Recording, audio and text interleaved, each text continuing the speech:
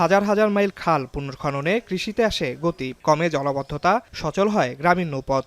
৮০ দশকে প্রেসিডেন্ট জিয়াউর রহমান খাদ্য ঘাটতি ও সেচ সংকট মোকাবেলায় খাল খননকে জাতীয় অগ্রাধিকার দিয়েছিলেন।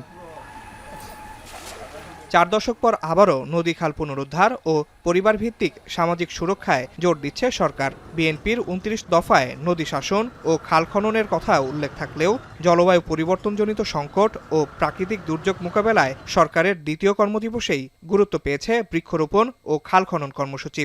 সিদ্ধান্ত হয় মে মাস থেকে শুরু হবে সারা দেশে বৃক্ষরোপণ অভিযান।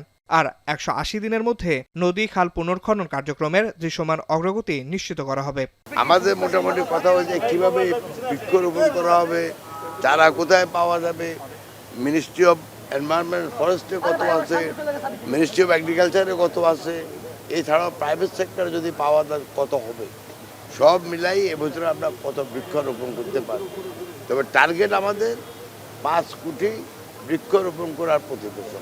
পানি সম্পদ মন্ত্রণালয়, স্থানীয় সরকার মন্ত্রণালয়, কৃষি মন্ত্রণালয় এবং দুর্যোগ ব্যবস্থাপনা মন্ত্রণালয় সহ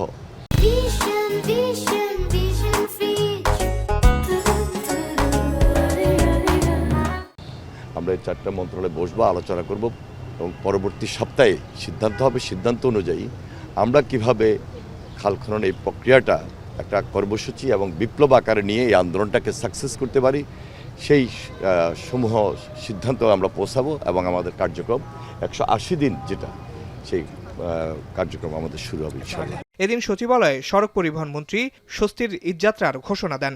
গতবার যেহেতু মোটামুটি ভালো একটা সফলতাগুলি পাওয়া গিয়েছে, মন্ত্রণালয়গুলি ভালোভাবে কাজ করেছে, সংশ্লিষ্ট মন্ত্রণালয়গুলি, এবার আমরা যেটা প্রথম সিদ্ধান্ত নিয়েছি যে ওই প্রক্রিয়াটা অনুসরণ করবই।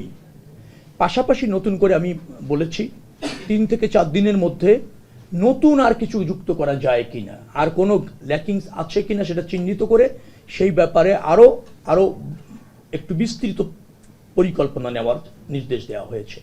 ১৮০ দিনের সরকারের কর্মপরিকল্পনায় সড়কে শৃঙ্খলা ফেরানো প্রধান কাজ বলে জানান সড়ক পরিবহন মন্ত্রী। আশা করছি যে আপনাদের নিরাপদে বাড়ি পাঠাতে আমরা সক্ষম হব।